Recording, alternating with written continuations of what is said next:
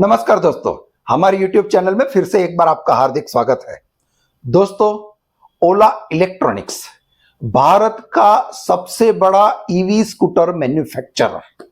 दोस्तों ओला EV scooter जब से मार्केट में आया है तब से वो सुर्खियों में रहा है।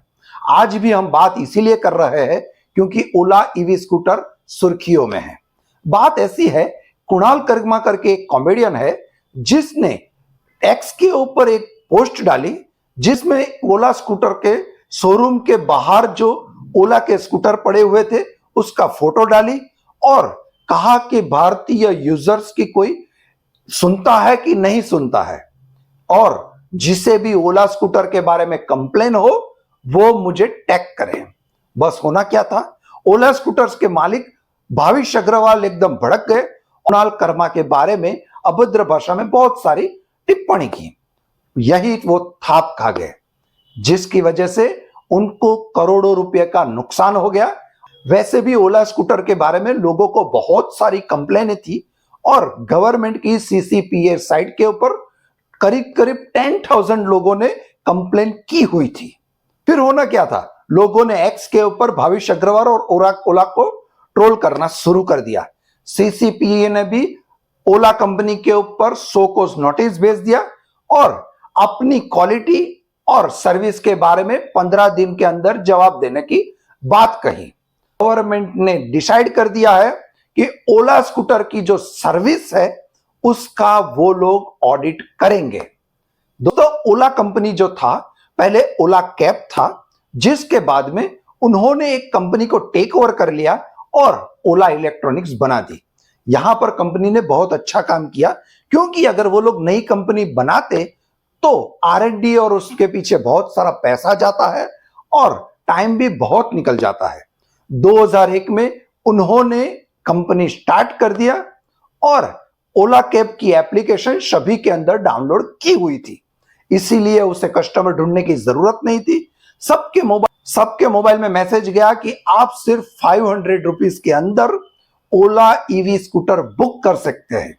फिर होना क्या था, ओला ब्रांड नेम पहले से ही था और लोगों ने करीब करीब 600 करोड़ रुपए का ऑर्डर एक ही दिन में, मतलब 24 घंटे के अंदर 600 करोड़ रुपए का ऑर्डर प्लेसमेंट हो गया, जो ओला कंपनी के मैन्युफैक्चर यूनिट के सामने बहुत ज्यादा थी।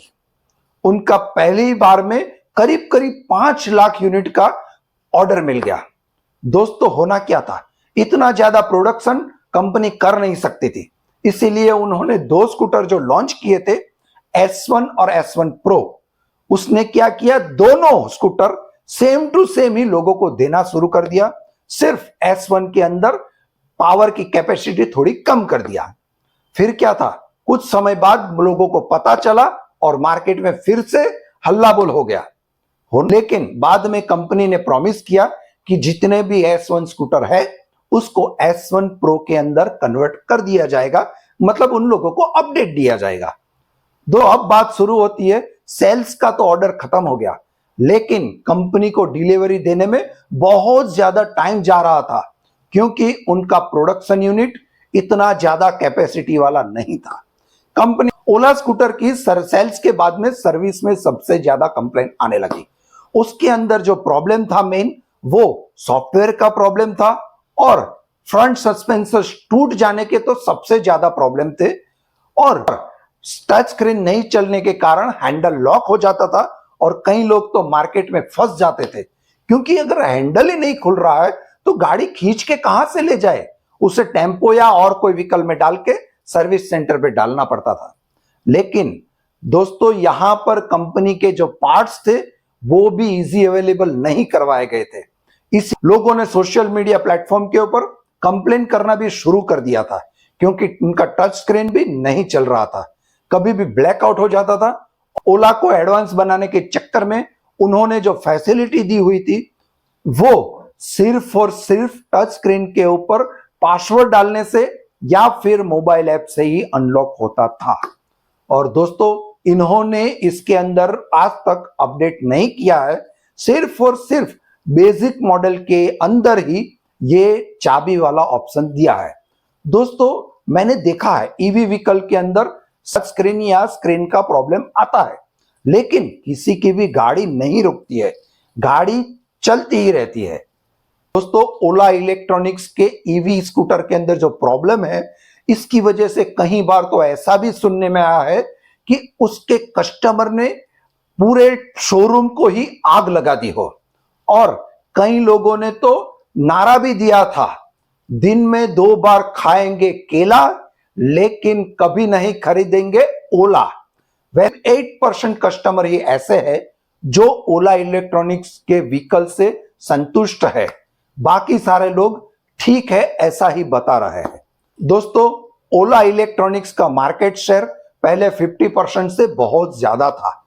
उनका टारगेट भी ऐसा था कि वो अपना शेयर 50% से अप ही रखे, लेकिन अभी उनका मार्केट शेयर 27.1% है। दोस्तों, मैंने देखा है कि जहां पर कंपनी को बेचना है वहां पर वो डीलर नियुक्त करते हैं, और डीलर का काम सेल्स करना होता है और साथ में सर्विस देने का काम भी डीलर का ही होता है, जो अपने आप वो सारे प्रॉब्लम सॉल्व कर सकते हैं। लेकिन ओला इलेक्ट्रॉनिक के अंदर उन्होंने किया है D2C, मतलब डायरेक्ट टू कस्टमर। यहां बीच में कोई भी डीलर भी नहीं आ रहा है। दोस्तों, इसकी वजह से सबसे बड़ा प्रॉब्लम क्रिएट हो रहा है, और दूसरा, उन्हें मेरे हिसाब से जल्द की स्टार्ट भी साथ में अटैच कर देना चाहिए, ताकि अपनी मार्केट में अपनी शाख बनी रहे।